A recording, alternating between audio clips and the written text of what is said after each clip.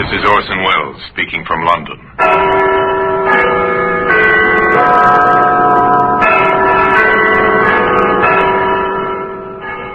Here in the grim stone structure of the Thames, which houses Scotland Yard, is a warehouse of souvenirs.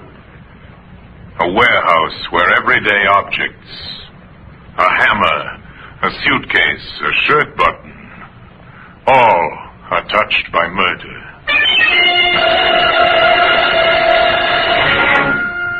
You take this canvas bag.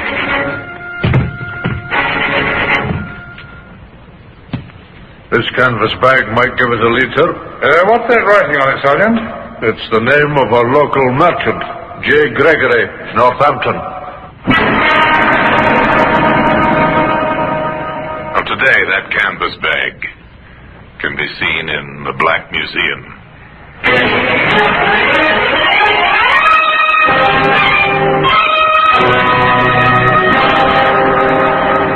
From the annals of the Criminal Investigation Department of the London Police, we bring you the dramatic stories of the crimes recorded by the objects in Scotland Yard's Gallery of Death, the Black Museum.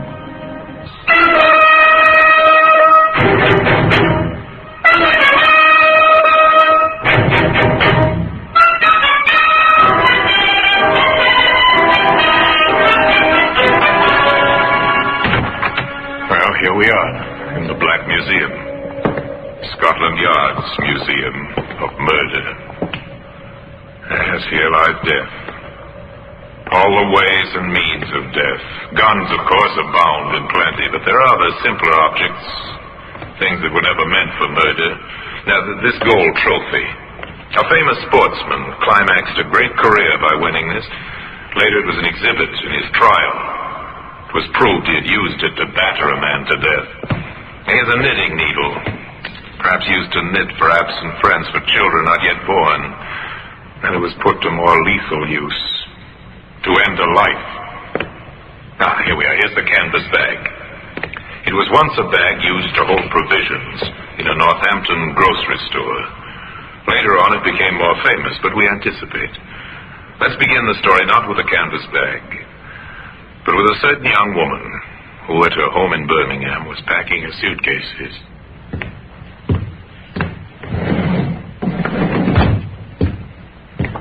Here's another dress, Mary. Oh, thanks, Mother. And your slippers. Mm-hmm. Well, I think that must be all. Let's just have another look round. You don't want to forget anything. No, that's right. Oh, here you are, just as well I looked. Some stockings. Oh. Well, I think that's all. Yes. I'll just lock my suitcase. Mary? What, Mother? Are you sure you'll be all right? Oh, of course. It seems such a strange arrangement, you going all the way to London alone. But what's strange about it? Tom's working in London, saving for our passages to Canada. He can't come to fetch me. Travel all that way alone. Oh, Mary, let me come with you. No, Mother. I'm not a child. You're an almost married woman, but that doesn't mean your mother still can't worry about you. Mother, really. Look, I'll be perfectly all right. Tom and I are getting married when I reach London. A month later, we'll be on our way to Canada. And we'll lose you. It's so sad. You'll write as soon as you reach London, won't you, darling? Yes, of course I will. And don't worry, please. I'll be all right. A girl leaving home to get married, an anxious mother. Nothing very new about that.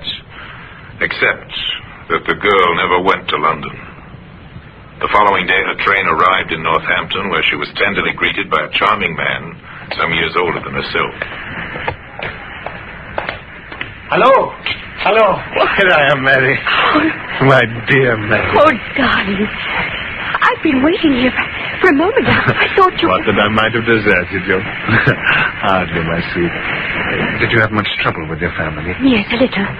Dad was anxious, and you know what Mother is. She worries terribly. Yes. You told them the story about meeting Tom in London. And they believed it. Oh, good. Oh, darling, it's wonderful to be with you. Come, Mary, I found lodgings in St. John's Street. Oh, good. But listen, since you've told your parents you were meeting Tom Reynolds in London, we might as well continue the deception, eh? How? Well, to the landlady, you'll be Mrs. Reynolds. And I, of course, shall be Mr. Reynolds. It might be better if you called me Tom.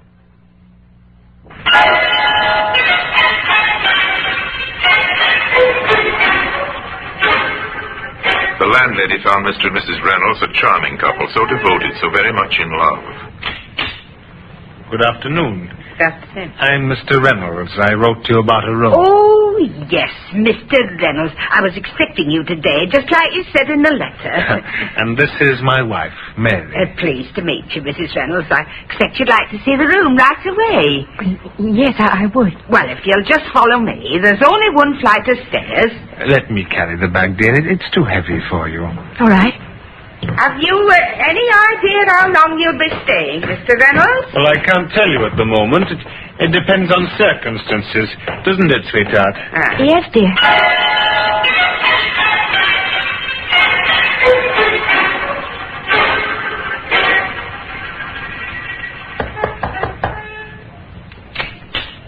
Why, it's Mr. Reynolds.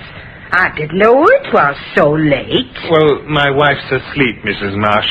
I thought I'd just pop in to tell you that we're leaving next week. Leaving? Uh-huh. Well, isn't that rather unexpected? I was talking to Mrs. Reynolds only yesterday, and she said... Yes, but you see, I've had some news from friends of mine in Canada. In Canada? Yes.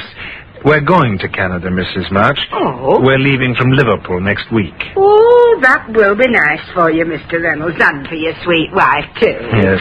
Oh, but there is one other thing. Huh? I'd be very glad if you wouldn't say anything of this to my wife. You see, she's not quite sure that she really wants to go to Canada, and, well, I think it'll only upset her if anyone talks to her about it. Oh, of course. I wouldn't breathe a word, particularly since you asked me not to. Thank you so much, Mrs. Marsh. We'll be giving up our room on Friday. I'll arrange for a car to call for the luggage early in the day. So considerate, the landlady thought, such a gentleman. On Friday morning, she said goodbye to the couple with reluctance. At least she said goodbye to Mr. Reynolds, who explained that his wife had gone ahead to the railway station. But even the nicest of lodgers are only a passing memory in the landlady's mind, and she might never have thought of the young couple again if it hadn't been for the events that occurred some weeks afterwards. On the high road from Rugby to Northampton, two men were walking home after work. Well, Bat, what do you think of the team's chances on Saturday? They want to be better than last week, eh, Sam? Yeah, I should say so. Hey, look down there in the ditch beside the road. What do you see? Oh, wait a minute. Oh, it looks like a canvas bag. Well, there's something inside it. Well, what's that all over it? Lime, isn't it? Oh, probably a dead dog. Come on, I'll buy you a prize. Hey, ain't no dead dog. But, look, will you? An arm. I can see it plain. Oh, crikey. Come on, Sam. This is for the police. The local police recovered the body and Scotland Yard was summoned.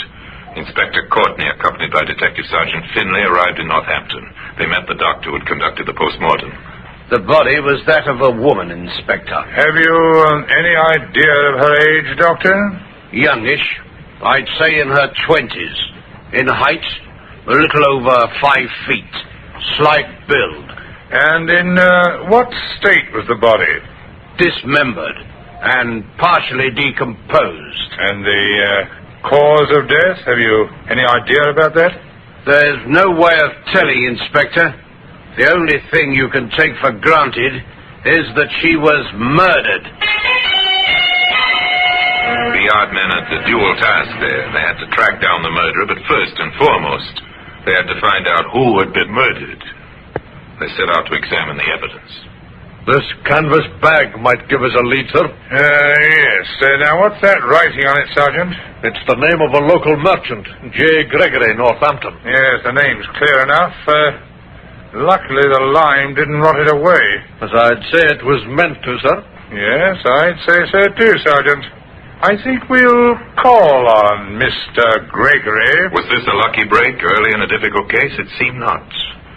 For when the London detectives interviewed J. Gregory in his Northampton warehouse, the merchant could give them little help. Yes, it's my bag, all right, Inspector. No mistaking that, but how did it get in there? Well, we thought you might be able to tell us that. Well, I assure you I can't. These canvas bags are used for transporting groceries between this warehouse and my several shops in the town.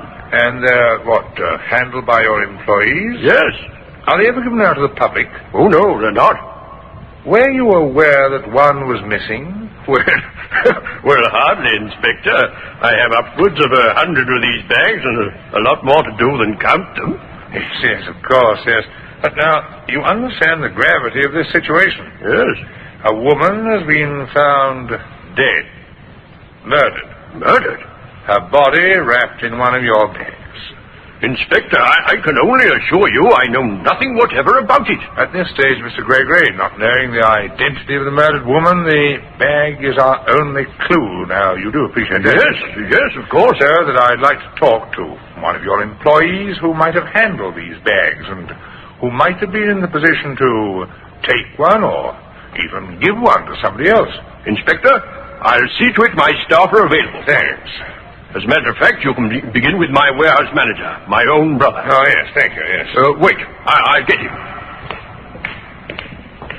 George? Huh? George, come here, will you?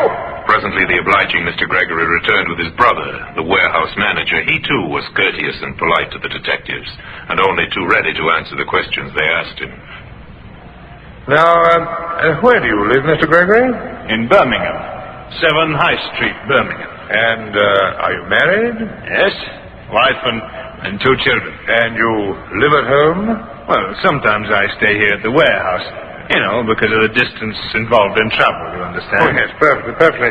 Now, tell me, have you ever lent or given anyone outside the firm one of these canvas bags?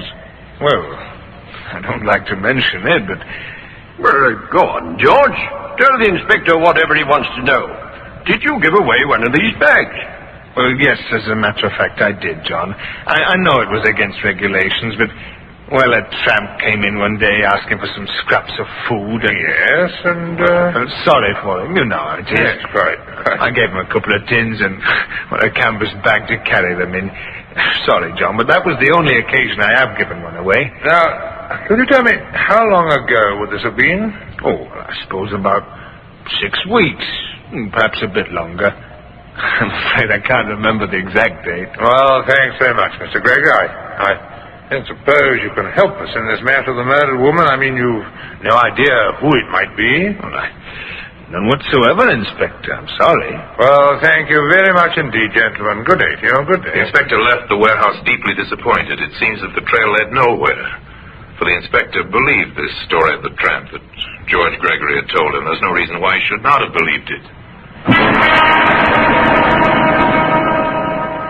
But today, evidence that proved the lie can be seen in the Black Museum. Orson Welles will be back with you in just a moment.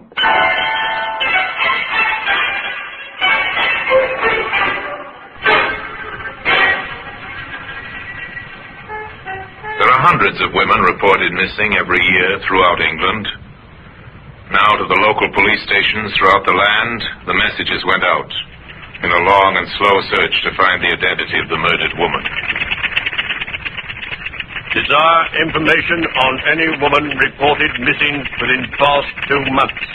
Special attention to young woman about 5 feet in height, of slight build, well dressed. In answer to your inquiry, we've checked all missing persons approximating to the description given in the Glasgow area during the last 2 months. There are 3 missing persons whose descriptions might fit the one given, and further investigations being made in each case. I shall report further within the next 7 days. Hello, sir. This is Scotland Yard. We've been looking into your inquiry, and we find that in the London area there are 27 cases of missing persons, That would seem to justify investigation in relation to your inquiry. From preliminary inquiries, 13 of these cases can already be discounted. On the remainder, further inquiries are still being made. We'll be in touch with you later, sir. Goodbye. The reports came flooding into Scotland Yard. The leads faithfully followed. Dead ends, all of them. The investigation into murder was bogged down because nobody knew who had been murdered. Here's another one, Inspector. People by the name of Wilson in Birmingham. Worried about their daughter. Oh, I never knew there were so many youngsters who run away from home. Well, still, have it checked, Sergeant. Right, sir. Another patient inquiry begins. When did your daughter leave home? Where was she going? Have you heard from her? The questions were asked, the answers were written down, and the result was sent to Scotland Yard. Wilson, yes. Number 9 High Street, Birmingham. Left for London to marry a young man named Tom Reynolds. Seems like she didn't get there, sir. Family had a letter from Reynolds, just a sort of friendly note, no mention of the girl. I understand young Reynolds went to Canada, sir. He was once engaged to the girl, but they broke it off. Oh, yes? The next thing, when he was in London, the girl had a letter from him asking her to marry him and go out to Canada. Yes, but did the family see the letter? No. It was all pretty hurried. They were upset, but she seemed to be able to get her own way. Oh, I've heard this kind of thing before. Now, I wonder who the man was. Not Tom Reynolds, that's certain. His letter to the family is enclosed there, sir. Oh, let's see it, Rev. Yes, wait a minute. Now, rough crossing, how is everyone? Misspelled neighbors.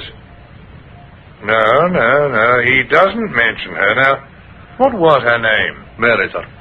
Mary Wilson, 9 High Street, Birmingham. Sergeant, that seems familiar. To me, too, sir.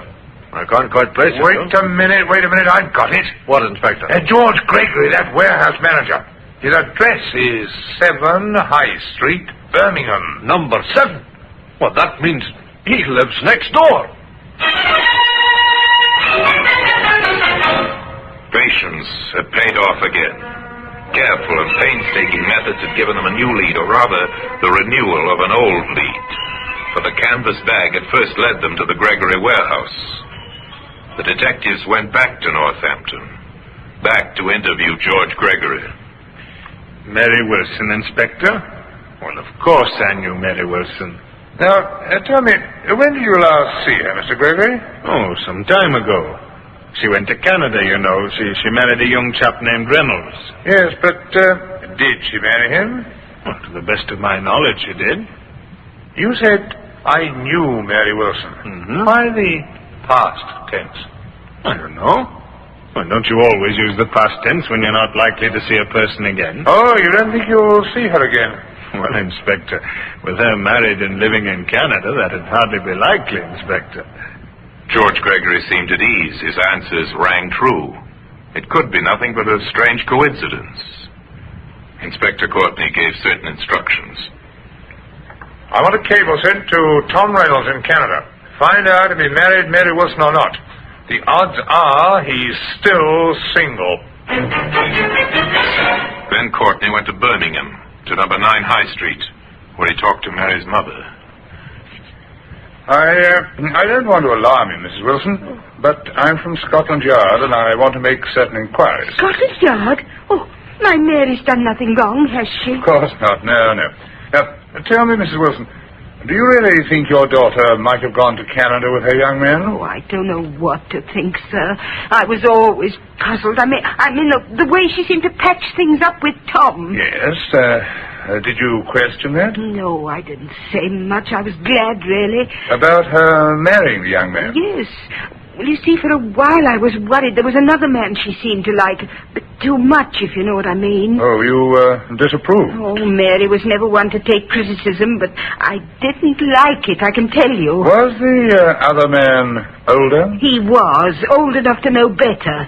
Him with a wife and 2 children of his own. I tell you, I was relieved when I thought Mary was going away to marry Tom Reynolds. Now, there's one more question I must ask you, Mum. Yes, Inspector? The name of this attentive gentleman. Well, I don't like to make anything of it, mind. No, but I'd like to know his name. Well, he happens to live next door, and his name is George Gregory.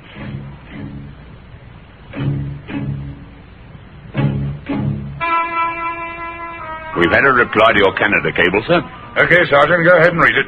Tom Reynolds is living in Ottawa. He's a bachelor. Last time he saw Mary Wilson was in Birmingham 3 months ago. What about his letter from London? There was no letter from London.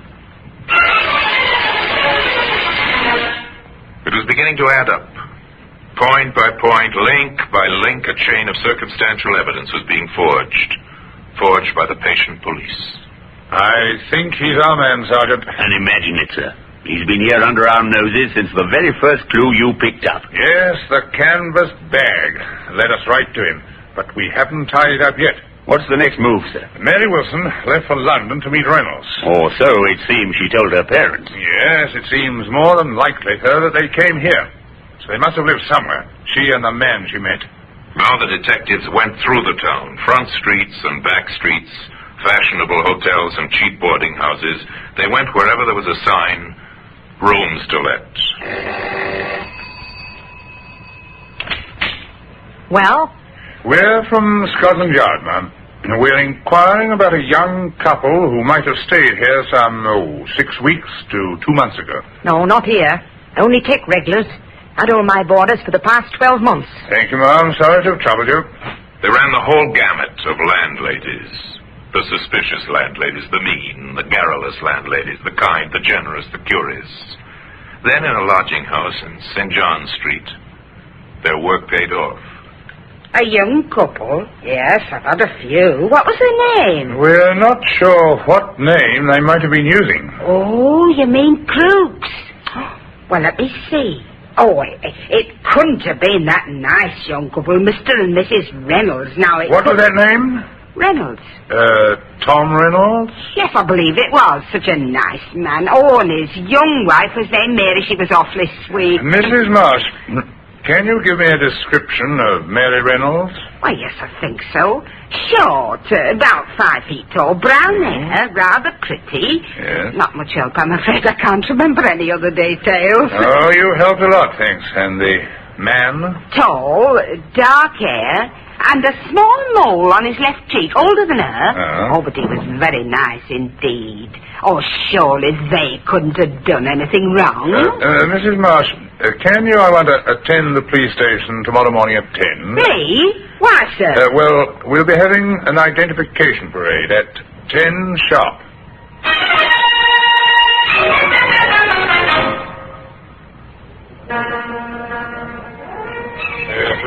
All right, quiet, everyone. I've got together a group of 8 people, Inspector. Thank you, Sergeant. Mrs. Marsh, I want you to try and identify the man you knew as Tom Reynolds. All right, Inspector, but really, I know he and his wife went to Canada. Nevertheless, if you don't mind, just walk slowly down the line and examine each man.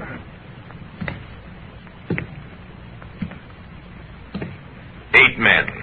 A couple of detectives, 2 men taken out of the cells, 1 recruited off the street, and in the middle of them, a protesting, indignant George Gregory.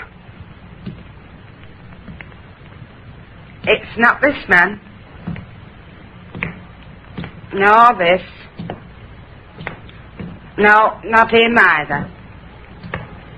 Why, Mr. Reynolds! Gregory, grab him, man!